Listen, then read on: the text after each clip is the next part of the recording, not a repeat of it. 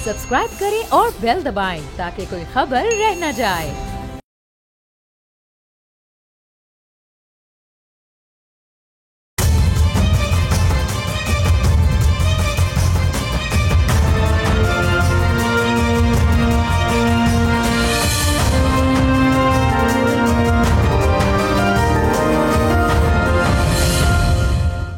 अस्सलाम वालेकुम, आप देख रहे हैं बोल्ड रिपोर्ट्स और मैं हूं बतूल राजपूत। आज का हम एक खुसूसी प्रोग्राम आपके सामने लेके आ रहे हैं जिसका ताल्लुक पंजाब के मौजूदा सैलाब से है। इस वक्त बदकिस्मती से पाकिस्तान के सारे दरियाओं में सैलाब है और इसकी एक टेक्निकल रीज़न है कि भारत की तरफ से वो दरिया जो सिंतास मुआहदे के तहत भारत दरिया कंट्रोल करता है उन दरियाओं में पानी छोड़ा गया। ये भारत की ज़िम्मेदारी बनती थी कि with the passage of time gradually पानी छोड़ा जाता ताकि पाकिस्तान मज़ीद प्रिपेयर्ड होता, लेकिन सिर्फ 2 दिन की वार्निंग से वो भी सिंतास के कमिश्नर को एतराज़ नहीं किया गया बल्कि डिप्लोमेटिक चैनल के थ्रू इन्फॉर्म किया गया कि आपके पास 1-2 दिन है, आप इसकी तैयारी कर लें। और इतनी बड़ी तादाद और इतनी बड़ी मकदार में जब पानी रिलीज़ किया गया तो डेफिनेटली वो पाकिस्तान के लिए एक बहुत बड़ा चैलेंज था। कुछ दिन पहले हमने KP के मनाजिर देखे कि वहाँ हमारे पाकिस्तानी भाई जो क्लाइमेट चेंज है उसकी वजह से कैसे सफ़र कर रहे हैं। और अब पंजाब की सूरत हाल हम आपके सामने रख रहे हैं। इस वक्त हम कसूर में हैं। यहाँ पे जो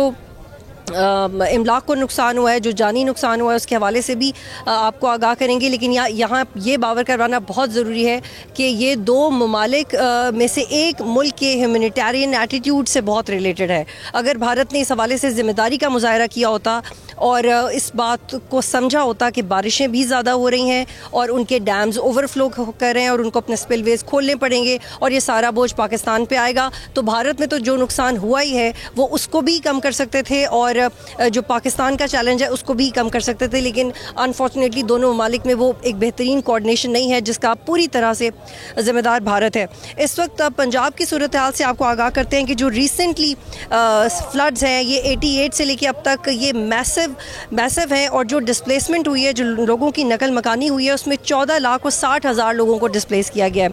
सतलुज और चनाब के जो दरिया हैं उनके हेड तरीमों के हवाले से आपको आगाह करें तो वो भी अपनी बुलंद तरीन सतह पे था, जिसके बाद जब दरिया ओवर फ्लड हुए तो 17 लोग जान बहक हुए और 1400 से ज़ायद विलेजेस, गांव देहात इस हवाले से इफ़ेक्ट हुए हैं। झंग, शोरकोट, खाने का फाल, मुल्तान और इसके गिरदो नवा के जो इलाके हैं बुरी तरह मुतासर हुए हैं। इस बात को यहाँ पर नज़रअंदाज नहीं किया जा सकता कि गवर्नमेंट की तरफ से एक बड़े पैमाने पर इवैक्यूएशन ऑपरेशन किया गया है, लेकिन जो लोगों के खेत तबाह हुए हैं, जो लोगों के घर तबाह हुए हैं, जो लोगों के घरों में पानी खड़ा हो गया है, उनके पास कोई मुतबादिल नहीं होगा।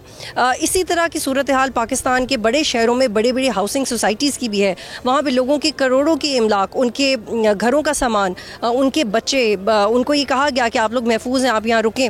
लेकिन फिर ये रिपोर्ट हुआ है कि जो छोटी नीचे की इंतज़ामिया उन्होंने इन्फॉर्म किया कि उनको अपनी जगह छोड़ के जाना चाहिए। तो ये मल्टीपल इशूज़ हैं जो हम आप तक पहुँचा रहे हैं, लेकिन ये बिल्कुल मुमकिन नहीं है इसको एड्रेस करना जब तक इसको बाकायदा तौर पे समझना ना जाए। सिर्फ इंडिया की तरफ से जो चैलेंज है उसका हमें सामना नहीं है, बल्कि हम ख़ुद इंतज़ामी तौर पे पाकिस्तान के शहरों में जहाँ पे घर बनाए जा रहे हैं दरियाओं के अंदर, दरियाओं के रास्तों के अंदर, उसमें हमें कहाँ गलती हो रही है उसको भी एड्रेस करने की ज़रूरत है। जो फालिया का इलाका है उसमें 140 देहात हैं जो इफ़ेक्ट हुए हैं और जो सियालकोट इंटरनेशनल एयरपोर्ट है उसकी जो परवाज़ें हैं वो भी पिछले 24 घंटे से मुअत्तल हैं। इससे पहले 2022 के ऐसे फ्लड्स थे जो बहुत बड़े फ्लड्स थे और वो उनका भी तारीख़ में एक बड़ा नंबर है। उसमें 30 बिलियन के लॉसेस हुए थे। जो लोग अपनी जान से गए थे वो 1700 से ज़्यादा थे। 6000 से ज़्यादा विलेजेस इससे इफ़ेक्ट हुए थे। 4000 किलोमीटर से ज़ायद की जो रोड्स थी वो वाइप आउट हो गई थी। 32.5 मिलियन लोग इफ़ेक्ट हुए थे। और ऐसा बहुत सारा डाटा हम प्रोग्राम में आगे जाके आपको पेश करेंगे और दिखाएंगे कि इस वक्त जो गवर्नमेंट की तरफ से रेस्क्यू सर्विसेज हैं, वो NGOs जो अपने इतने लोगों की मदद कर रही हैं और वो लोग जो खुद अपनी मदद आपके तहत अपने आप को बचा रहे हैं, और ऐसे बहुत सारे लोग हैं जो मदद नहीं चाहते और किसी भी तरह अपना हाल और अपना घर छोड़ना नहीं चाहते। हमारे साथ रहिएगा।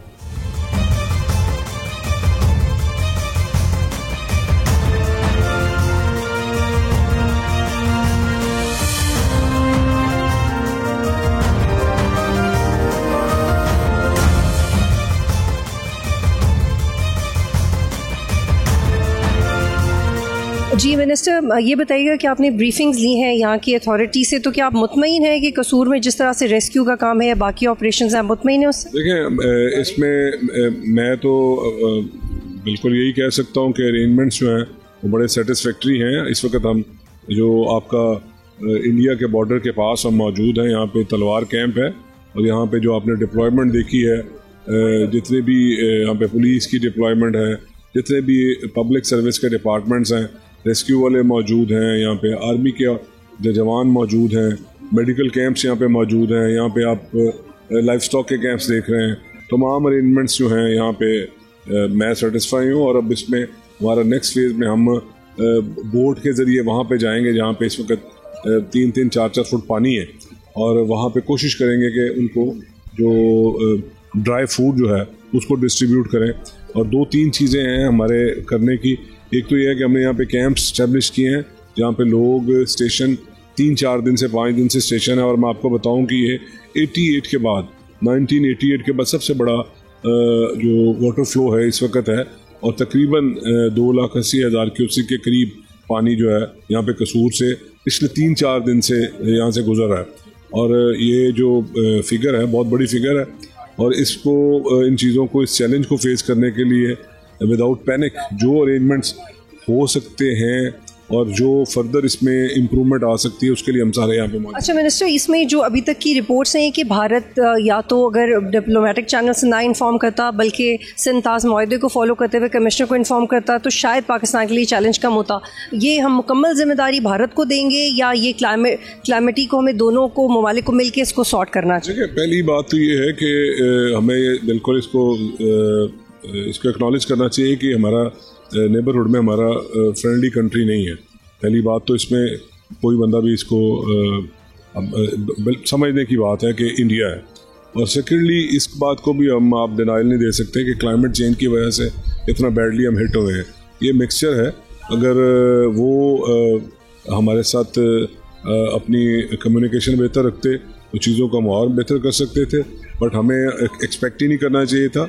वो जो शानदार कामयाबी अल्लाह ताला ने हमें जो मार का हक के बाद हमें मिली, तो उसके बाद हमें इस तरह की एक्सपेक्टेशन में जाना नहीं चाहिए था।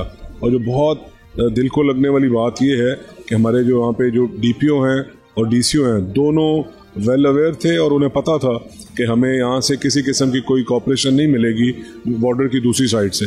और उन्होंने बहुत शानदार तरीके, उनकी स्ट्रेटजी भी मुझे पसंद आई और वो इस पे पहले ही वर्किंग कर चुके थे। अंदाज़ा था उन्हें कि अनएक्सपेक्टेड वाटर किसी वक्त भी यहाँ पे बड़ा आखिरी सवाल ये कि चूँकि आप हाउसिंग देख रहे हैं, बहुत सारी ऐसी कॉलोनीज़ हैं जो दरियाओं के रास्तों में, दरियाओं के अंदर बनाई गई हैं। इसकी रोकथाम के लिए क्या करेगा? क्या कोई बाकायदा इंक्वायरी करनी चाहिए गवर्नमेंट को? क्योंकि लोगों का तो इमलाक का नुकसान हुआ है, they can't live anywhere else. बहुत बड़ा मसला खड़ा हुआ है। देखिए, 2 चीज़ें हैं। पिछले 2-3 दिन से मैं इस क्वेश्चन को फेस कर रहा हूँ और मैं बड़ा क्लैरिटी के साथ कहता हूँ कि कोई भी इस तरह की जो अप्रूवल है वो मरियम नवाज शरीफ की गवर्नमेंट में इस तरह की कोई अप्रूवल नहीं हुई। हमें देखना पड़ेगा, पीछे जाना पड़ेगा 20 ईयर्स बैक। अगर किसी सोसाइटी ने उस दौर में अगर कोई अप्रूवल ली है और उसके SOPs को फॉलो नहीं किया तो उसको हमें देखना पड़ेगा। बट ये जब आप क्लाइमेट चेंज के बाद इतने बड़े चैलेंजेस फेस कर रहे हैं, ये सवाल बहुत पीछे रह जाता है। हमें देखना चाहिए इस वक्त रिलीफ वर्क पे फोकस रहना चाहिए और अपनी जो हमारी जो इम्प्रूवमेंट हम कर सकते हैं उस पर हमें फोकस रहना चाहिए। ये भी बहुत एतराज़ हुआ कि कुछ मिनिस्टर्स की वीडियो ज़्यादा वायरल हो रही हैं। क्या do you think it's part of work या थोड़ा एग्जैजरेटेड है? इतनी वीडियोस की ज़रूरत नहीं है। आपकी एक भी वीडियो पे एतराज़ किया? मुझे नहीं पता कौन सी मेरी वीडियो पे एतराज़ किया गया। आप कश्ती में थे और फिर उस पर एतराज़ किया गया कि शायद वीडियोस बनाने का। अब मैं वो इस वक्त मैं तो आई फील प्राउड कि जी मेरा वो लाहौर मेरा शहर है और मेरा वो हल्का है।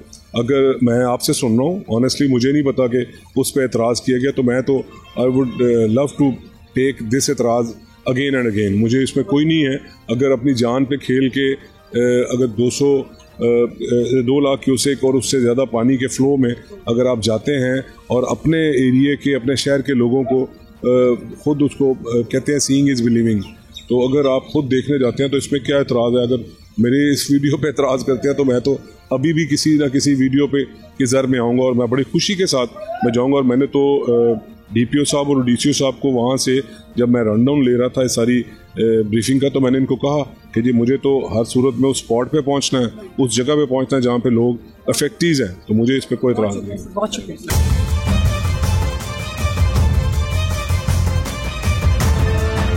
इस वक्त कसूर के डिप्टी कमिश्नर और DPO मेरे साथ मौजूद हैं। बहुत शुक्रिया आप दोनों का। सर बताइएगा, जितना पहले आपको इतलाक की गई और जिस तरह से इंडिया की तरफ से पानी रिलीज़ किया गया, आप मुतमईन हैं उस वार्निंग के टाइम से? जी मैडम, ये तकरीबन it has been going on for last 28 days.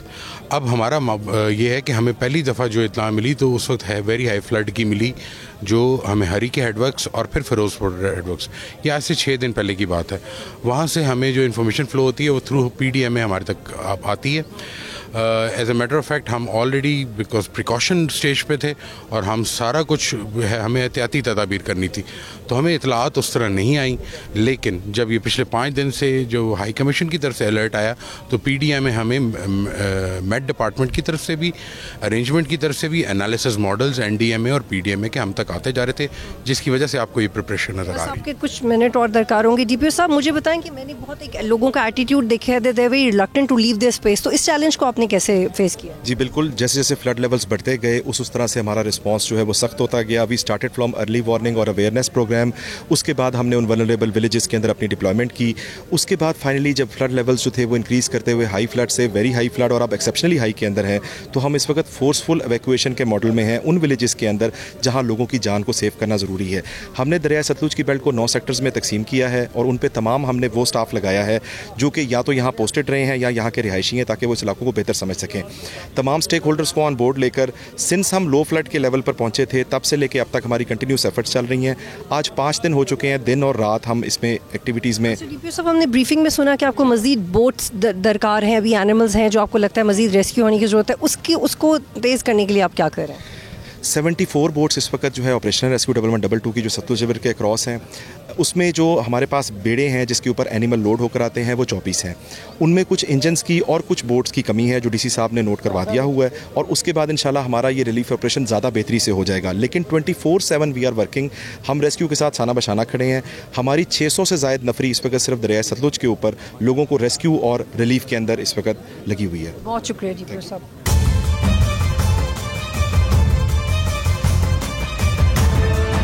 इस वक्त मेरे साथ मुख्तलिफ रिलीफ कैंप्स हैं। मेरे इर्द गिर्द ऐसे बहुत सारे लोग हैं जिनके पाकिस्तान की गवर्नमेंट के मुख्तलिफ डिपार्टमेंट से ताल्लुक़ है, PDMA, गवर्नमेंट ऑफ पंजाब और एट द सेम टाइम कुछ प्राइवेट NGOs हैं, पॉलिटिकल पार्टी की कुछ NGOs हैं जो यहाँ पे काम कर रही हैं। इस वक्त अलखिदमत के कुछ लोग हैं, इनसे बात करते हैं। और डेफिनेटली पाकिस्तान में चाहे KP के फ्लड्स हों या कहीं पर भी हों, ये लोग आगे आगे होते हैं, अपनी जान पर खेल के लोगों की जान बचाते हैं।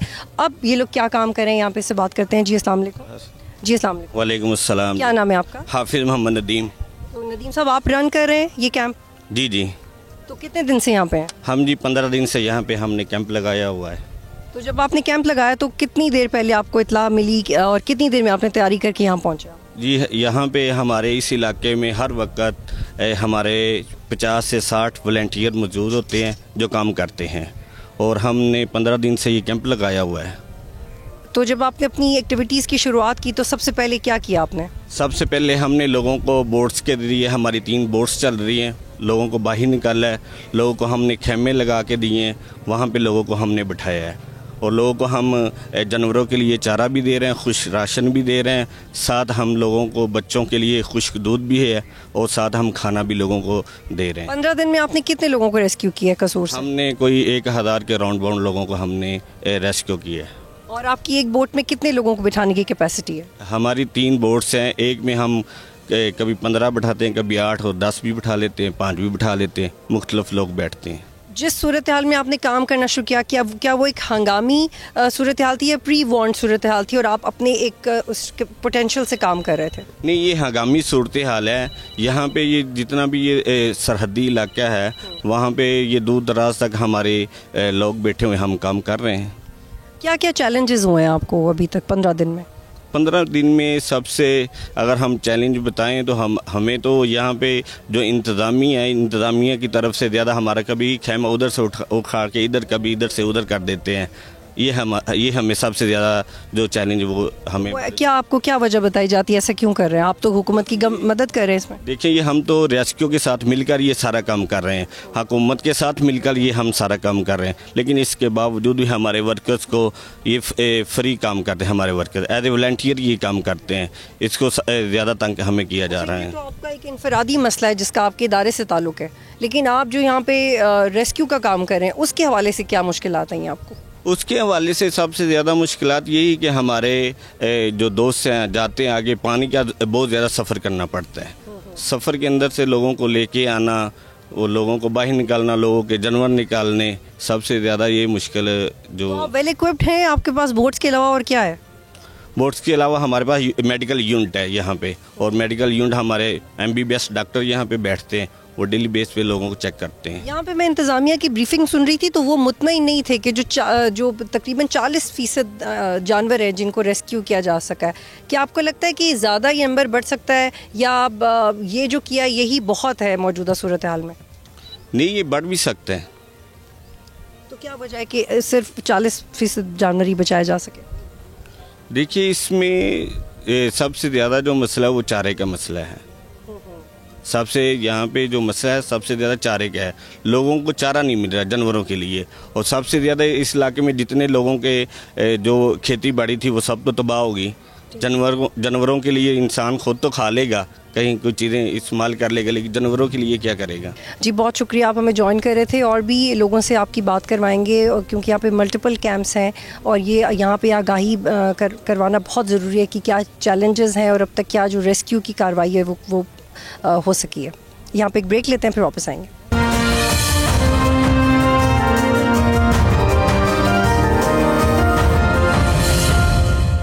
इस वक्त मेरे साथ रमज़ान साहब मौजूद हैं, इनसे हम पूछेंगे क्योंकि रेस्क्यू का काम कर रहे हैं कसूर में, और कसूर is one of the places जो कि हाईली इफ़ेक्ट हुआ है, बेशतर इलाका सबमर्ज्ड है। रमज़ान बहुत शुक्रिया, पहले तो ये कि हमें फ़ख्र आप जैसे लोगों पे जो कि इतने सख्त मौसम में इस तरह से काम करते हैं। मुझे बताइएगा कि आप कितने दिनों से आपने कसूर में कैंप लगाया हुआ है? ये फ्लड अलर्ट जो है वो 12 जो अगस्त है वहाँ तब इसकी सिचुएशन जारी हुई है, तो 14 अगस्त को हमने डिप्लॉयमेंट की है, और जब ये फ्लड इंक्रीज़ हुआ है तो पिछले 10 दिनों से हमारी 80 बोट्स जो हैं पूरे डिस्ट्रिक्ट कसूर को, जहाँ तक कुपवाड़ा का एंड होता है वहाँ तक इसको कवरेज कर रही हैं, और अब तक हमने तकरीबन 16,000 के करीब लोगों को और जानवरों को रेस्क्यू किया है। और हमारी 24/7 टीम जो है वो एक्टिव हैं फील्ड के अंदर, और रिवर राइन फ्लड के अंदर जहाँ पे भी लोग फंसे हुए हैं उनको हम निकाल रहे हैं। रात के अंदर भी हम ऑपरेशन कर रहे हैं, और उसके साथ साथ क्या है लोगों के मवेशियों को भी हम निकाल रहे हैं। उसके साथ हमने लोकल कम्युनिटी के साथ 2 बड़े जो हैं बेड़े वो लगाए हुए हैं जिसके ऊपर हमारे रेस्क्यू दिन रात काम कर रहे हैं। रात में जब आप रेड करते हैं तो तब कैसे मैनेज करते हैं ऑपरेशंस? उसके अंदर हम सेफ्टी प्रिकॉशंस को मद्देनज़र रखते हैं। हमारे पास लाइट्स का निज़ाम होता है, और जो हमारे पास यहाँ के लोकल गाइडर्स हैं उनसे हम मदद लेते हैं, और अपनी बोट को बिल्कुल सेफ़ जोन के अंदर रह के हम उसको चलाते हैं ताकि किसी भी किस्म का कोई जो है अनफॉर्चुनेट इंसिडेंट ना हो। आपको क्या चैलेंजेस थे? आपको लगता है कि आप लोग पूरी तरह तैयार हैं या मज़ीद कुछ चीज़ें मिलनी चाहिए आपको? क्योंकि हंगामी सूरत हाल है, भारत की तरफ से पानी जिस मिकदार में रिलीज़ किया गया वो कोई भी मुल्क उसका फ़ौरी तौर पे मुतहम्मिल होना मुश्किल होता है। आपको क्या चीज़ें हैं जो मज़ीद चाहिए? फ्लड के हवाले से हमारी तैयारी जो होती है वो मुकम्मल होती है। इससे पहले हमारी 3 माह से पहले मॉक एक्सरसाइजेज और हमारे इक्विपमेंट की रिपेयर एंड मेंटेनेंस, और मज़ीद अगर हमें बैकअप की ज़रूरत होती है तो हमें हमारे जो नेबर डिस्ट्रिक्ट हैं वो हमें बैकअप देते हैं विद स्टाफ और विद बोट्स।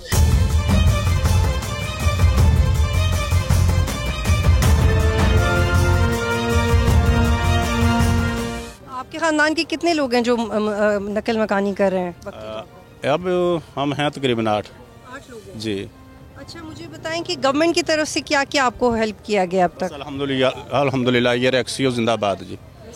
हाँ अल्हम्दुलिल्लाह, और पुलिस भी साथ है, सारे लोग हमारे जो है ना तावन कर रहे हैं, तो बस सबका शुक्रिया। कितना पानी था जब आपको रेस्क्यू किया गया था? जितना आप सारा ये 18 मील के अंदर या 35 मील के अंदर सैलाब भी है, सारा दरिया गहरा पानी है, छोटा तो नहीं है।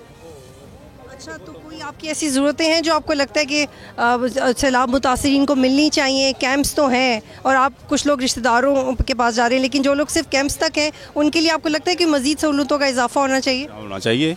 हम तो ये नहीं कहते हम रिश्तेदारों के पास जा रहे हैं तो दूसरे लोग ऐसे बैठे रहे, गवर्नमेंट उनके साथ तावन करे, बहुत शुक्रिया। ओके। क्या अच्छा एक और प्लीज़ बताइएगा कि बहुत सारे ऐसे लोग हैं जो नहीं अपना घर छोड़ना चाहते, क्या आपने उन लोगों को समझाया कि क्यों इस वक्त घर छोड़ना ज़रूरी है? अगर ज़िंदगी रहेगी तो घर तो फिर भी बन जाएगा और मिल जाएगा, अगर ज़िंदगी ना रहेगी तो फिर क्या होगा? किसी कैंप में जा रहे हैं या किसी अपने रिश्तेदार के घर जा रहे हैं? आप दा साडा घर है। ऐसे बैठी हैं यहाँ पे? ਹੁਣ ਲੈ ਕੇ ਆਇਆ ਐਮਐਲਐਸ ਆਈ ਹੈ ਤੇ ਉਹ ਰੋਂਦਾ ਮੈਂ ਨਹੀਂ ਜਾਣਾ, ਅੱਗੇ ਵੀ ਹਸਪਤਾਲਾਂ ਚਲੇ ਜਾਂਦੇ ਨੇ ਤਾਂ ਵਾਸਤੇ ਨਹੀਂ ਬਹਿੰਦਾ ਤੇ ਉਹ ਮੋਟਰਸਾਈਕਲ ਆਂਦੀ ਪਈ ਉਹਦੇ ਦਬਾਅ ਨਾਲ। तो पहले आप यहाँ अंदर किसी अस्पताल में थे? नहीं, कल गट्टी कलंजर करवा आए हैं। अच्छा, आप अपने घर से आए हैं? अच्छा, तो क्या अभी कौन मदद करे आपकी? मेरा भाई आवा पे उनके नाल मोटरसाइकिल दबाअ है। तो क्या ये इस बच्चे को चोट लगी, हड्डी टूटी हुई है? हाँ। कैसे लगी? ये अगे ही मजदूर है, चुकन लग्या ते भी बेड दे सामने मंजी सामने च आ गई तो टुट गई। तो अभी ये एम्बुलेंस आपके कहाँ लेके जा रही है एम्बुलेंस? अस्पताल। अच्छा, ये देखें आप, ये सैलाब मुतासिरीन है, अब इस बच्चे की हालत देखें और उनके ठीक है, वैसे टूरेंदा बोल्ड। चलिए अल्लाह आपको शिफा दे, लेकिन आप ये बताएं कि आप मुतमईन हैं जिस तरह ये हुकूमत, ये फौज और बाकी रेंजर्स वगैरह कर रहे हैं, आप मुतमईन हैं? हाँ जी, पता है साड़ी फास्ट वास्ते खले ने कहाँ ले आए ने। किस अस्पताल में जा रहे हैं इसको लेके, बताया आपको? ये जिंदे को गंढाई है ना, वैसे भी आम की में पाई। कसूर शहर से बाहर जा रहे हैं या अंदर ही? हाँ, कसूर शहर ची। अच्छा, आपके शौहर क्या करते हैं? जेड़ा काम लब्बे दिहाड़ी दूड़ी। आप लोग घर के कितने लोग हैं जो छोड़े हैं सैलाब की वजह से घर? साढ़े भी बच्चे है, 2 कार ने ते वापसी ते माल लैके ते फिर भी बच्चे लै जाते। आपके इलाके के सारे लोगों ने इलाका छोड़ दिया है? नहीं, चंद कार है ने जिन्हों का माल है ना, वड्डे वड्डे जी है ने। हाँ, चलिए अल्लाह आपके लिए खैर करे। और आप ये इस बात से अंदाज़ा लगा सकते हैं कि किस किस हालत में लोगों को अपने घर छोड़ के जाने पड़े। So heart breaking. अल्लाह ताला यहाँ पे जितने लोग हैं उनके लिए आसानी करे।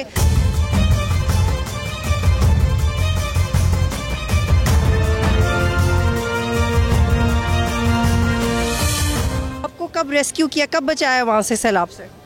सैलाब दा बुरा हाल है पुत्र, ते की पुछदे जे, कुछ भी ना पुछो तुसी। अल्लाह ताला खैर करे, अल्लाह ताला ईमानो सिद्क च रखे, वहाँ खैर नाल घर आ जावे, शहर चले जान, किसी आपदे घर च चले जान, किते कोई पनाह दे देवे कि असी हुण स्कूल दे विच सानू पनाह मिली है, अच्छी साडी खिदमत करदे पे ने, खाना पीना सही देंदे पे ने, माशाअल्लाह साडे अफसर बहुत ही साडा ध्यान करदे। आपके खानदान के कितने लोग हैं जो निकले हैं घर से? 6 निकलाए ने, 2 रह गए ने। अल्लाह ताला खैर नाल सब लोग खैर नाल आ जान, मेरे भी बच्चे खैर नाल आ जान। मुझे ये बता दें कि जो जिस तरह लोगों को बताया या पहले से कहा कि अपने इलाका छोड़ें, आप उससे मुतमईन हैं? हाँ जी, पानी आस्ता आस्ता ऊपर आया। हाँ जी, वो पहलों बताया, हुण पानी घरां च वड़ना शुरू हो गया, हुण निकलते हैं लोग उधरों, बहुत सारे का छड्डी आंदे, कोई डंगर ले आंदे उधरों, हुण वापस जा रहा पिछा। तो जो लोग नहीं छोड़े, वो जो लोग नहीं छोड़े उन्होंने अपना इंतज़ाम बचने का वहाँ पे खुद से क्या किया हुआ है? जी, उन्होंने अपना फोर्स पिछा ले आंदे, कश्तियाँ ले आते।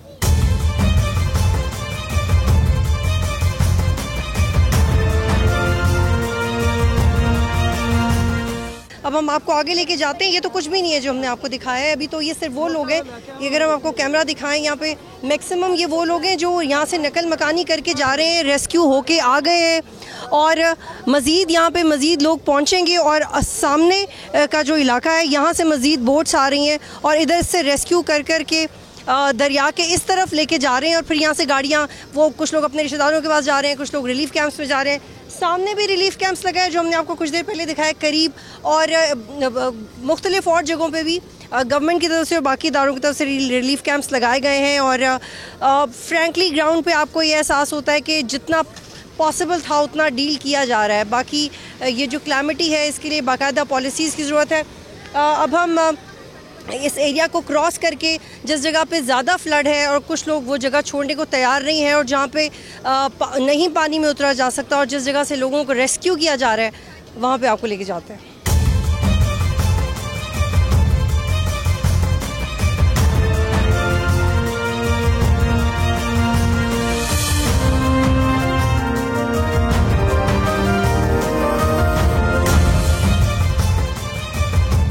जी, इस वक्त हम आपको लेके जा रहे हैं मुख्तलिफ गाँव में, कसूर में, जो कि एसेसिबल नहीं है, जहाँ पे बोट पे जाके रेस्क्यू की कार्रवाइयाँ की जा रही हैं। और आप मेरे पीछे देखें, इनफैक्ट हम आपको करीब से दिखाते हैं, ये लोगों के जानवर हैं जिनको वो रेस्क्यू करके लेके जा रहे हैं। और इसमें इनके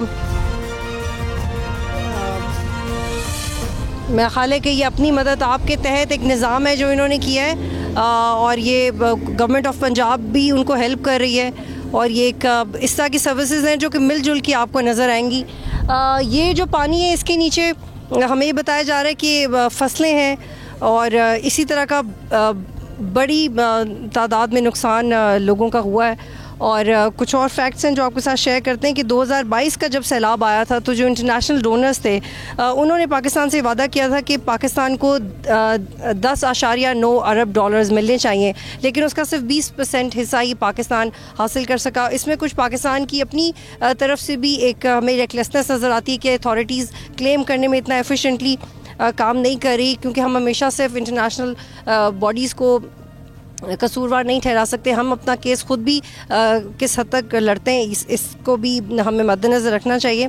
और वर्ल्ड बैंक की तरफ से ये भी कहा गया कि पाकिस्तान को आइंदा 7 साल में तरक्की और मालियाती चैलेंजेस की मद में $348 बिलियन रिक्वायर्ड है, यानी कि वो पैसे हैं जो पाकिस्तान को दरकार है क्लाइमेट चेंज के चैलेंज से निमटने के लिए।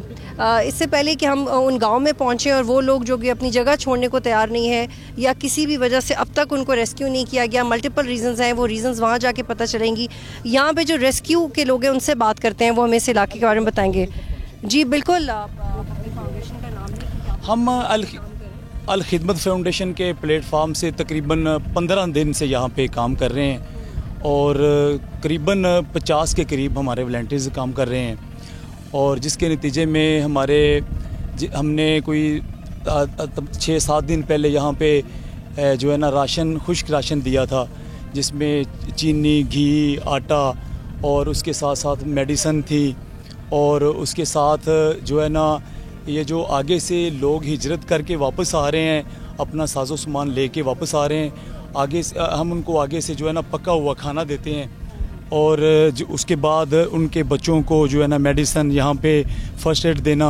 उसके बाद जो है ना हमारे 50 के करीब जो है ना वर्कर काम कर रहे हैं, हमारी 3 बोट्स चल रही हैं, और उसके बाद 2 एम्बुलेंसेस हैं, मोबाइल हॉस्पिटल है, हर किस्म की हमारे पास सर्विसेज यहाँ पे मौजूद हैं। अच्छा, मुझे बताएं कि 2022 और फिर उसको 88 से भी कंपेयर किया जा रहा है, ये जो मल्टीपल फ्लड्स हमने देखे हैं, इस दफ़ा बहुत ज़्यादा पानी था, लेकिन चैलेंजेस क्या थे? कुछ नई नौयत के चैलेंजेस भी थे, या हम ये कह सकते हैं कि पहले इतला थी तो इवैक्यूएट करवा दिया गया और अच्छी तरीके से हैंडल हुआ? असल में ना ये 2023 से अभी तक ज़्यादा जो है ना, ये अभी तक ज़्यादा पानी है, और मज़ीद इतलात आ रही हैं कि पानी पीछे से ज़्यादा आ रहा है, और पहले से ज़्यादा नुकसान आते हैं। और यहाँ पे जो है ना जैसे होता है कि ज़राअत के साथ साथ यहाँ पे लोग जो है ना माल मवेशियों का ज़्यादा कारोबार करते हैं, और इस इलाके में सबसे ज़्यादा फसलों के साथ साथ सबसे ज़्यादा माल मवेशी मुतासर हुए हैं। अच्छा, ये जो मूव कर रहे हैं जिस एरिया में, इस इलाके के बारे में बताइए। ये इलाका यहाँ पे पहले ये गांव आएगा, बिकी विंड है, उसके आगे हाकू वाला है, फिर चंदा सिंह है, माई वाला है, उसके आगे है कमालपुरा, और फिर फती वाला है, फिर सैजरा है, दुपसड़ी है, मस्ते की है, और उसके आगे जाएं तो गट्टी कलंजर है।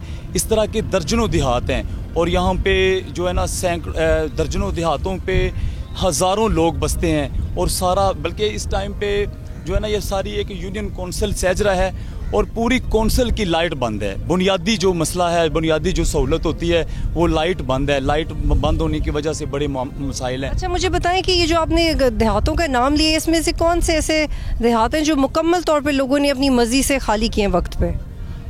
अभी तक जो है ना यहाँ पे जो आगे मस्ते की है वो दरिया के पार है ऑलरेडी, उसके साथ गट्टी कलंजर है, चंदा सिंह है, और जो दरिया के ऊपर जितने भी गांव हैं, इन तमाम देहातों में लोगों के घरों में पानी आ गया है, और जो है ना इस साथ साथ ये सारी टीमें लगी हुई हैं। ये देखिए, ये हमारे साथ और भी बोट्स हैं जो काम कर रही हैं, मुख्तलिफ कंपनी से इनका ताल्लुक़ है, PDMA से हैं, गवर्नमेंट ऑफ पंजाब से हैं। You can keep sitting, it's okay keep sitting. और ये हमने आपको दिखाया है कि ये बोट्स हैं और वो ज़्यादा एक्साइटेड हैं क्योंकि तो पाकिस्तानी कौम का एक ये भी एक मसला है कि वो जैसे हमने देखा लाहौर में कि रावी में दरिया देखने आ गए, सैलाब देखने आ गए, ये वाला एटीट्यूड थोड़ा सा चेंज होने की ज़रूरत है क्योंकि इसी की वजह से बहुत सारे लोग हैं जो अपने घर छोड़ने को तैयार नहीं। अब आप ये देखें कि ताहद्दे नज़र जहाँ तक आप देख रहे हैं, जहाँ तक आपको नज़र आ रहा है पानी ही पानी है और एक और बोट है और ये इससे आप फ्रीक्वेंसी का अंदाज़ा लगा सकते हैं कि ये 24 आवर्स ऑपरेशन है जो कि जारी है। बल्कि हमें रेस्क्यू की टीम्स ने ये भी बताया है कि ये ऑपरेशन रात में भी जारी रहता है। रात में उनको अंधेरे की वजह से प्रॉब्लम्स तो हैं लेकिन चूंकि लोग फंसे हुए हैं और वो फिर अपने इक्विपमेंट और अपने टूल्स के साथ ये रेस्क्यू ऑपरेशंस जारी किए हुए हैं। जब तक हम इस गांव तक पहुंचते हैं मज़ीद कुछ डिटेल्स आपके साथ शेयर करते हैं कि ये जो पाकिस्तान में फ्लड्स है ये अभी तक जो हमने इस मसले को समझा है ये बहुत बेहतरीन तरीके से हैंडल हो सकता था अगर पाकिस्तान और भारत के दरमियान एक जेन्युइन कोऑर्डिनेशन होती सिर्फ इस मसले को लेके। बाकी चाहे जंग के मसाइल हैं, कश्मीर के मसाइल हैं, बाकी सारे मसाइल अपनी जगह, लेकिन सिर्फ पानी के मसले को लेके अगर दोनों ममालिक के दरमियान एक बेहतरीन कोऑर्डिनेशन होती तो बहुत सारी चीज़ों से बचा जा सकता था। इस फैक्टर से हम एतराज़ नहीं कर सकते, ना इसको इनकार कर सकते हैं कि ज़्यादा बारिशें नहीं हुई भारत में क्योंकि भारत का जो हिली एरिया है, जो हिमालय है, हिमाचल प्रदेश और भी उनके बहुत सारे इलाके वो बुरी तरह सबमर्ज्ड हैं, पूरी तरह तबाह हुए इलाके, लोगों को इलाके अपने छोड़ के जाने पड़े। लेकिन उसका इफ़ेक्ट ये हुआ कि जो डैम्स हैं भारत के वो जब पूरी तरह भर गए तो उनको अपने स्पिलवेज खोलने पड़े। लेकिन इसमें एक हल ज़रूर था भारत के पास कि अगर वो थोड़ा दूरअंदेशी से काम लेते और मामला फहमी से काम लेते तो बहुत सारे ऐसे रास्ते थे जहाँ पे पानी का फ़्लो कम कर सकते थे। और ये कोई नई बात नहीं है कि पहली दफ़ा भारत ने पानी छोड़ा है, लेकिन चूँकि इस दफ़ा बारिशें इतनी ज़्यादा हुई और भारत यूटिलाइज़ नहीं कर पा रहा था उस पानी को और वो पाकिस्तान पे एक आफत की तरह बन के आया बजाय कि पाकिस्तान उसको किसी बेहतरीन पर्पस के लिए यूटिलाइज़ कर सकता। और यहाँ पर ये मेंशन करना भी बहुत ज़रूरी है कि जो सतलज और चनाब और रावी ये जो दरिया है इनका जो बेशतर हिस्सा है वो तो बहुत अरसे से सूखा हुआ है और पाकिस्तान के जो फॉर्मर प्राइम मिनिस्टर्स हैं जैसे फॉर एग्जांपल इमरान खान ने एक दफ़ा कहा था कि तो रावी तो सूख गया है तो इसके ऊपर आप नई सिटीज़ आबाद कर दें। तो दरिया कभी भी अपना रास्ता नहीं छोड़ता। 2010 के फ्लड्स के बाद, 2022 के फ्लड्स के बाद, 2025 के फ्लड्स के बाद, इससे पहले पिछले साल, अभी तक हमें ये तो समझना चाहिए कि आप याद रखें या ना रखें कि दरिया का कौन सा रास्ता है, आप उसको चाहे जैसे मर्जी कंस्ट्रक्टर ने दरिया अपना रास्ता नहीं छोड़ेगा। वो दरिया जो कि रूटीन में बिल्कुल खुश्क थे और कोई ख़तरा महसूस नहीं होता था, बल्कि जो रिवायती बारिशें, अमूमी बारिशें, उनकी वजह से भी दरियाओं का फ़्लो इफ़ेक्ट नहीं हो रहा था, वो उनके बैराजों को इफ़ेक्ट नहीं आ रहा था, उनके जो बंद थे वो नहीं टूट रहे थे। लेकिन पहले एक दरिया का खुश्क रहना और फिर भारत की तरफ से लाखों क्यूसेक्स पानी छोड़ दिया जाना, उसमें पाकिस्तान की गवर्नमेंट के पास एवैक्यूएशन के अलावा कोई हल नहीं था। ये तो एक इंतज़ामी नुक्ता है जो मैंने आपके सामने उठाया है। लेकिन ऑन दी अदर हैंड जो क्लाइमेट चेंज का मसला है, जिसमें ज़्यादा बारिशें हैं, जिसमें क्लाउड बर्स्ट हैं, जिसमें अर्बन फ्लडिंग है, उसमें पाकिस्तान को दीगर ममालिक की तरह कनाडा में, US में, ऑस्ट्रेलिया में कौन सा ऐसा मुल्क नहीं है जहाँ पे आपको अर्बन फ्लडिंग की शिकायत नहीं आती। लेकिन एटलीस्ट एक पॉलिसी मेकिंग, एक पूरा होमवर्क देखते हैं। जब ज़ल्ज़ला आया तब NDA PDMA जैसे इदारे हरकत में आए, कोरोना आया, मज़ीद इदारे बने, लेकिन क्या रूटीन में वो इदारे बहुत काम कर रहे होते हैं? माज़रत के साथ हम वो TV पे नहीं देखते। एटलीस्ट क्लाइमेट चेंज के बाद इन इदारों को मज़ीद इफ़ेक्टिवली काम करने की ज़रूरत है।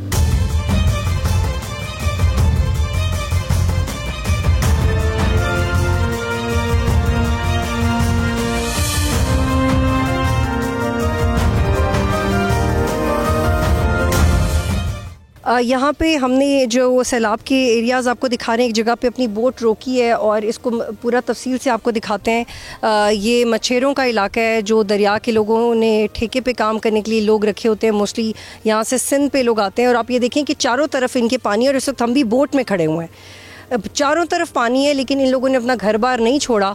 इनसे बात करते हैं कि ये कम से कम 15-20 फुट पानी है जिसके ऊपर हम खड़े हुए हैं। तो इनसे बात करते हैं और उनसे पूछते हैं कि इन्होंने क्यों नहीं ये अपना मकाम खाली किया।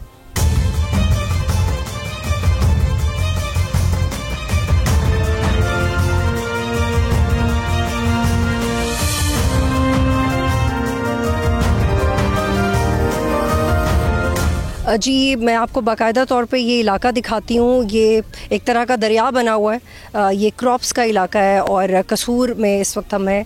आप ये देखें कि पूरी तरफ पानी है और ये एक छोटा सा एक जजीरा नुमा आपको ये शक्ल नज़र आती है, लेकिन ये लोगों का घर है, वो ये जगह नहीं छोड़ रहे। वो क्यों नहीं ये जगह छोड़ रहे, उनसे बात करते हैं। लेकिन this is very heart breaking कि किसी का घर है, अब शायद हमारे लिए या किसी और के लिए इसकी कोई वक़्त नहीं हो, लेकिन जिसका घर है वो अपना घर छोड़ने के लिए तैयार नहीं है। अब ये एक बिल्कुल छोटी सी जगह है जहाँ पे आपको ये झोंपड़ियाँ नज़र आ रही हैं और 1 2 3 4 5 6 7 यहाँ पे झोंपड़ियाँ हैं। यहाँ पे इन्होंने कुछ शायद मुर्गियाँ वगैरह भी पाली हुई हैं और यहाँ पे लोग भी रह रहे हैं। अब ये आप देख सकते हैं कि ये जो घर बने हुए छोटे कच्चे के एरिया में, यहाँ पे बिल्कुल नीचे गिरने के लिए ख़तरनाक जगह है और कोई भी बच्चा या बड़ा इसमें गिर सकता है। और यहाँ पे तो बिल्कुल वाज़े तौर पे देखा जा सकता है कि जो सैलाब का पानी है वो कैसे तेज़ी से बार बार इनके घरों के साथ टकरा रहा है और ये बिल्कुल एक मौत के मुंह में रह रहे हैं, क्योंकि किसी भी वक्त ज़्यादा बारिशों की वजह से, बारिश की वजह से, ज़्यादा पानी आने की वजह से, डैम्स ओवरस्पिल करने की वजह से, जो भाखड़ा डैम्स और दीगर भारत के डैम्स हैं, ये कभी भी पानी इनके घरों में दाखिल हो जाएगा। और ये जो मिट्टी आपको नीचे नज़र आ रही है जिसके ऊपर इनके घर हैं, ये कितना इनको सिक्योर कर सकेंगे? हरगिज़ नहीं कर सकेंगे। लेकिन यही वो सूरत हाल है जो इस वक्त है और ऐसे में बहुत सारे लोगों को अवेयर होना चाहिए, उनको ये हिम्मत करनी चाहिए अपने घरों को छोड़ने की। क्या नाम है आपका? सायरा। आप लोग कब से यहाँ रह रहे हैं? बड़े साल हो गए, 20-80 छोटे हो गए, इतने ही बड़े हुए हैं। अच्छा हाँ। तो पहले भी सैलाब आता है? हाँ, पहले भी ऐसी असी थले सी उते सारे घर गए चले, फिर असी उते इत्थे आ गए बनते कच्चे मकान पा के बैठे हैं, सारे डे गए, मुड़ होर पाए ने ते मुड़ सैलाब पाया है। तो अब ये देखिए, ये तो बहुत नीचे है पानी, ये ऊपर आ गया, आपके छोटे छोटे बच्चे हैं, इतनी कश्तियाँ गुजरी, आप लोग बैठ के यहाँ से निकल क्यों नहीं जाते? गरीब बंदे हैं, किधर जाइए? तो वो तो ठीक है, गरीब है, लेकिन अगर खुदा न खास्ता जान को कुछ हो गया फिर क्या फ़ायदा? हाँ वो तो है, पर आपको अंदाज़ा है? ये देखिए पानी, ये 20-20 फुट पानी है और आपके पास ये कच्ची दीवारें, कच्चा फर्श नहीं है, ये मिट्टी है, ये सारा बह जाएगा, ये पता है ना आपको?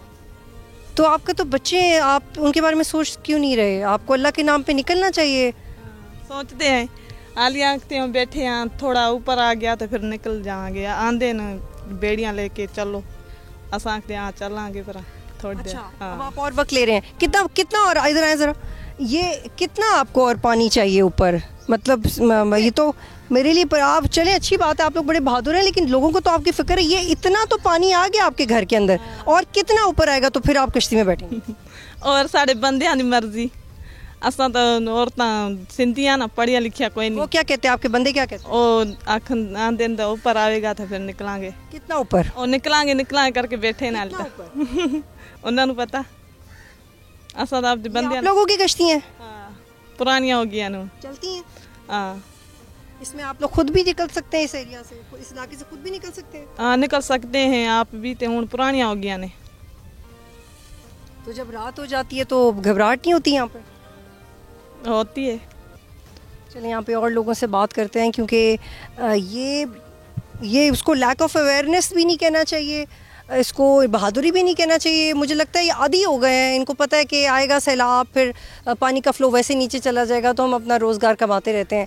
लेकिन यहाँ पे ये भी एक सोचने की बात है कि पाकिस्तान में बहुत सारे लोगों के पास कोई रोज़गार की ऑप्शन नहीं है, जिसकी वजह से वो अपने छोटे छोटे बच्चों पर, यहाँ पर मैंने कम से कम 3-4 बच्चे देखे हैं जो इस मिट्टी के टेले के ऊपर रह रहे हैं और ये एक्सपेक्ट कर रहे हैं कि पानी ऊपर आएगा तो कश्ती में बैठ जाएंगे, नीचे चला जाएगा तो रहते रहेंगे, क्योंकि उनके पास ज़िंदगी में कोई ऑप्शन नहीं है।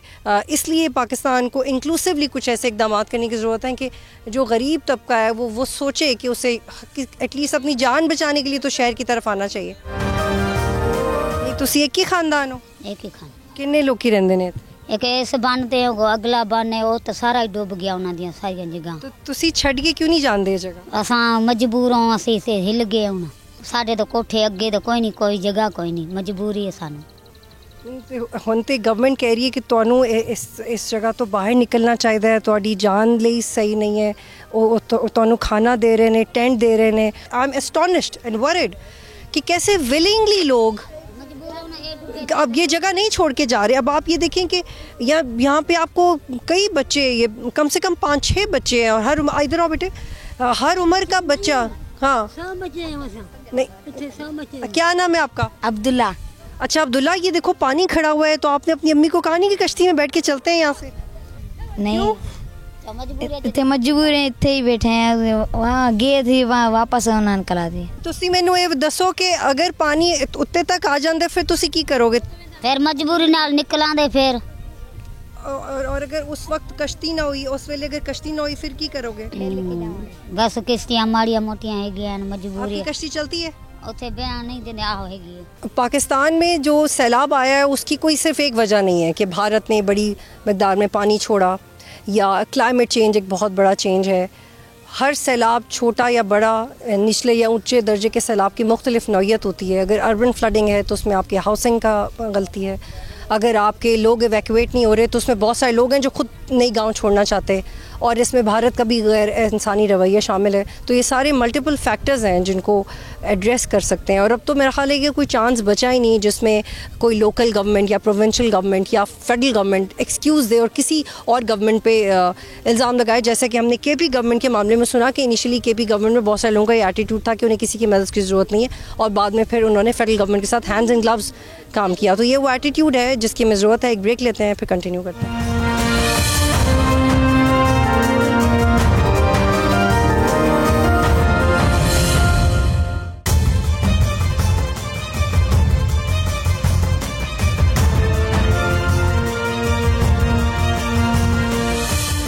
अच्छा, ये आप मेरी लेफ़्ट साइड पे देखें कि ये डीपेस्ट है डेप्थ, जो सबसे ज़्यादा डेप्थ है जो इस वक्त हम आपको जहाँ से आपको रिपोर्ट कर सकते हैं कसूर में।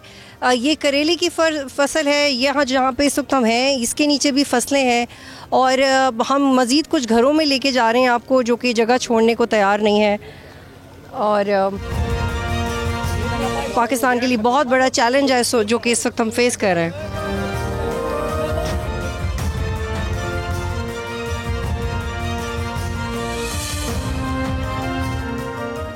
जी, हम कसूर के इलाके में मज़ीद कुछ जगहों पे आपको लेके आए हैं जो कि दरिया के बिल्कुल करीब के इलाके हैं। दरिया में जो पानी है वो 30 फुट से भी ज़्यादा गहरा है, और ये नियरेस्ट इलाके हैं जहाँ पे आबादी अभी भी है। और यहाँ पे लोगों से बात करते हैं कि वो ये जगह छोड़ के क्यों नहीं जा रहे। कुछ लोगों को खाना पहुँचाया जा रहा है, कुछ लोगों तक खाना नहीं पहुँच रहा, बट वो रिलक्टेंट हैं अपनी जगह नहीं छोड़ने के लिए। तो यहाँ पर मज़ीद कुछ लोग हैं। अब यहाँ पे देखें, ये सैलाब का पानी है, ये सैलाब का पानी है, और ये 20-25 फुट गहरा है। ये इनके मिट्टी के ऊपर बने हुए घर हैं जो कि किसी भी वक्त बह सकते हैं, और किसी भी लम्हे इनकी ज़िंदगियाँ रिस्क में आ सकती हैं, लेकिन ये जगह छोड़ने को तैयार नहीं है। ये गन्ने की इनकी फसलें हैं, और ये जो पूरा एरिया जहाँ तक आप देख सकते हैं इसके नीचे फसलें हैं। ये भी दरिया नहीं है, और ये चावल की फसल है। और जो रेस्क्यू वर्कर्स हैं वो भी हमें जगह जगह मिल रहे हैं, उनसे भी हम गाइडेंस ले रहे हैं। और यहाँ पर जो रहने वाले लोग हैं उनसे बात करते हैं। जी, क्या नाम है आपका? शफीक। तो शफीक भाई, आपने सोचा नहीं कि ये जगह आपको छोड़ के जानी चाहिए? पानी कितना आपके घर के पास आ गया? सर जी, ठेके ते लईए ते ठेके ते लैके ते हुण असीं किधर छड़ के जाइए? माल डंगर किधर पिछा कड्डिए? साडा कोई। कितने जानवर हैं आपके पास? आपके पास 50 ने। अच्छा, 50 डंगर हैं ते 5 किले अपना झोना सी ते 4 किले। कहाँ बांधे हुए आपने अपने जानवर? हाँ जी, जानवर कहाँ बांधे हुए? बन दे उत्ते बांधने पे। तो अभी तो इतना पानी करीब आ चुका है, तो आपको क्यों लगता है? 6 तो 7 फुट पानी है। नहीं, इससे भी गहरा है। हाँ, तो 6-7 फुट है। आप रिस्क क्यों ले रहे हैं अपनी जान का? की करिए, पिछा कोई शय नहीं लभदी पी सानू डंगरां वास्ते। छान ही आपके जानवर तो वैसे भी लोगों के जानवर मर रहे हैं जो जब उनको खाना नहीं मिल रहा। सिर्फ बन वास्ते सहूलत वास्ते माड़े जी बैठे हैं। चलो इत्थे सुख तो हैगी है, होर साडे कोल कोई हल नहीं है ना। कोई खाण नूं कुछ हैगा। सुबह ही रोटियां साडियां होण आ गईਆਂ। रात 9 वजे रोटी खाधी ਤਾਂ ਹੁਣ रोटियां साडियां आईयां नहीं ते कोई शै नहीं दिंदे पै गए इत्थे। पिछों घरों ਹੁਣ ਲੈ ਕੇ ਆਏ ਆ, कोई तो कुछ शैन सुन लिया देंगे ना, कोई पट्ठा देंगे ना, ना कोई रोटी ना पानी ना गल ना कोई पाद। बत्ती चली जाए तो असीं इत्थे आ पानी पीना है, वरना और कोई शैन पानी पी सकते। आप सिर्फ बस। जानवरों के खाने का भी बंदोबस्त किया आपने? पट्ठे लेके आए जी। तो सानू पिछों लंघन नहीं देंगे पुल तो आन के। तो हर थोड़ी देर के बाद कश्ती गुजरती है, उससे मदद नहीं वो कोई मदद नहीं करते।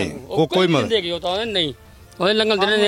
ਇੱਥੋਂ ਨਿਕਲ ਜਾਓ, ਤੁਹਾਨੂੰ ਲਿਆ ਕੇ ਇੱਥੇ ਨਹੀਂ ਛੱਡ ਸਕਦੇ ਕਿ ਸਾਨੂੰ ਉੱਕਰ ਨਹੀਂ ਜਾਣ ਦਿੰਦੇ ਕਿ ਨੇੜੇ। ਉਹ इस वक्त एक हंगामी सूरत हाल है, लोगों को बचाना ज़्यादा ज़रूरी है, शायद इस वजह से वो कह रहे हैं। सारे ਅਸੀਂ ਮੌਤ ਮੱਲੀ ਖਲੇ ਆ, ਅਸੀਂ ਚਾਂਸ ਲੈ ਕੇ ਥੋੜਾ ਨਿਕਲਣਾ, ਜਦੋਂ ਇੱਥੋਂ ਪਾਣੀ ਉਛਲਣ ਲੱਗ ਪਿਆ ਉਦੋਂ ਅੱਗੇ ਨਹੀਂ ਨਿਕਲਣਾ, ਅਸੀਂ ਛਾਂ ਵਾਸਤੇ ਬੈਠੇ ਆ, ਪਿੱਛੇ ਸਾਡੇ ਡੰਗਰ ਮਰ ਜਾਣਗੇ ਧੁੱਪ ਨਾਲ, ਡੰਗਰ ਮਰ ਜਾਣਗੇ, ਅਸੀਂ ਇਸ ਵਜ੍ਹਾ ਨਾਲ ਬੈਠੇ ਆ। ਤੇ ਮੱਝ ਵੀ ਹੈ और वैसे भी लोगों के बेतहाशा जो जानवर मर गए ने, भुख ਨਾਲ 2 ਡੰਗਰ ਮਰ ਗਏ ਨੇ, ਤਾਂ ਕੱਲ ਦੇ ਪੱਠੇ ਲਿਆਉਣ ਲੱਗੇ ਆ, ਭੁੱਖ ਨਾਲ 2 ਡੰਗਰ ਮਰੇ ਨੇ, ਤਾਂ ਸਾਡਾ ਕਮਾਲ ਤਾਂ ਡੁੱਬਾ ਪਿਆ ਸਾਰਾ, ਜੋ 5 ਲੱਖ ਦਾ ਕਮਾਲ ਸੀ ਸਾਡਾ ਹੈ। तो आपका हुकूमत से क्या दरख्वास्त है?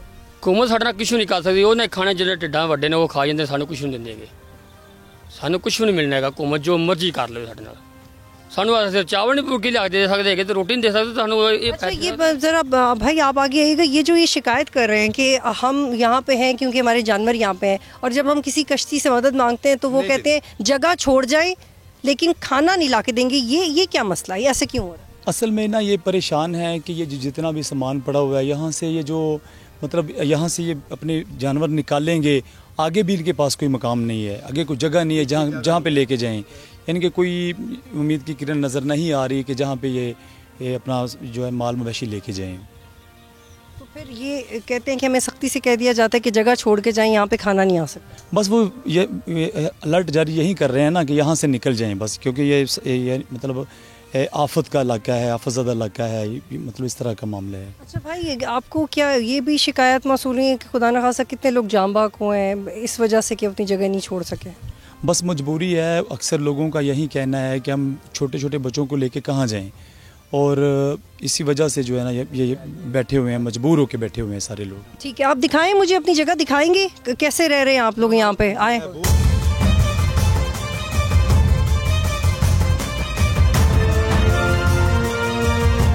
मुझे बताएं यहाँ पे आप लोग कैसे रह रहे हैं और ये क्या जगह है? जगह ये दफा ही है। क्या है ये? दफा ही है, दफा के उत्ते मकान पाए ने, साडा रकबा है। अच्छा, हाँ जी।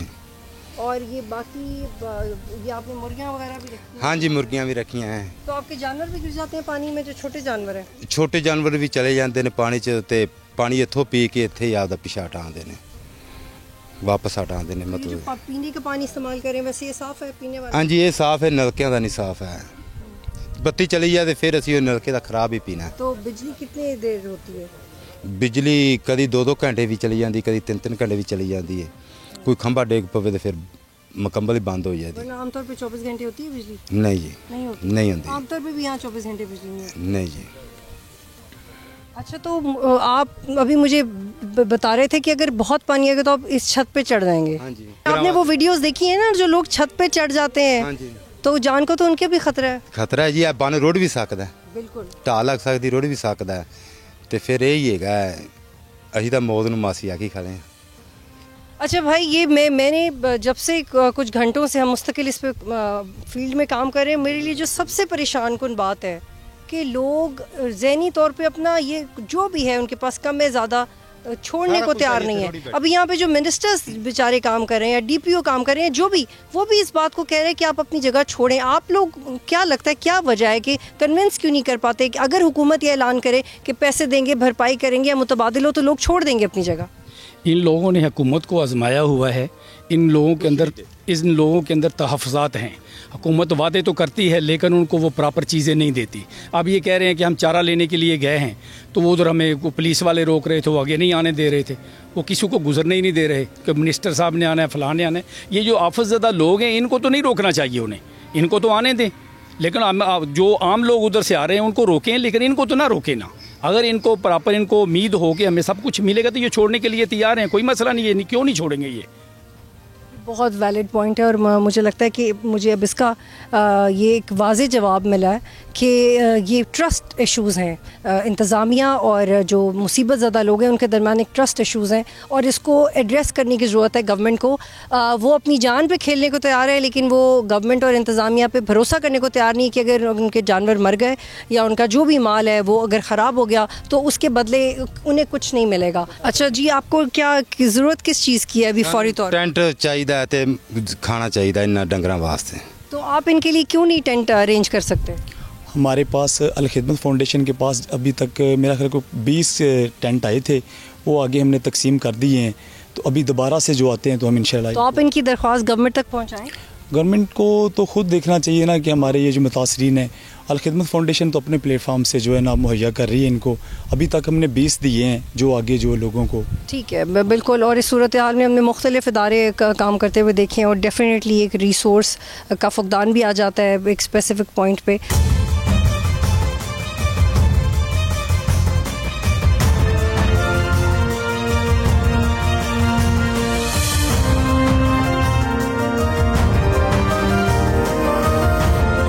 जिन लोगों से हम आपकी बात कर रहे थे उनकी भी जो उनके पास जो भैंसें थी या दीगर जानवर थे वो मरे भी हैं, और पाकिस्तान का एक बड़ा तबका है जो इन जानवरों के ऊपर अपने रोज़गार के लिए डिपेंड करता है। तो मुख्तलिफ़ लोगों से हमने आपकी बात करवाई।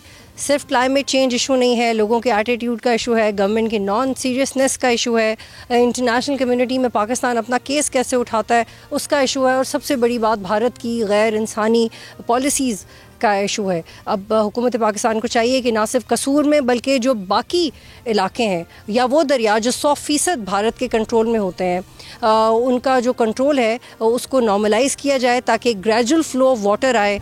और मेरा ख्याल है कि पाकिस्तान को तो इस केस को टेकअप करना चाहिए इंटरनेशनल बॉडीज़ के अंदर जो इस वक्त भारत ने पाकिस्तान के साथ किया है। इस बात से कतई नज़र कि आवाम क्या गलती करी है, इंतज़ामिया से क्या गलती की है, क्योंकि जो भी मुसीबत आई है इसमें भारत का अपना जितना भी नुकसान हुआ है, पाकिस्तान को नुकसान सिर्फ इसलिए हुआ है कि भारत ने पाकिस्तान को फॉर ग्रांटेड लिया।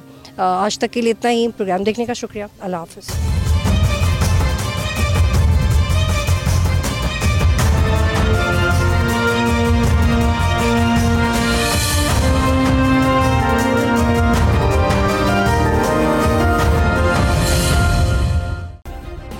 सब्सक्राइब करें और बेल दबाएं ताकि कोई खबर रह न जाए।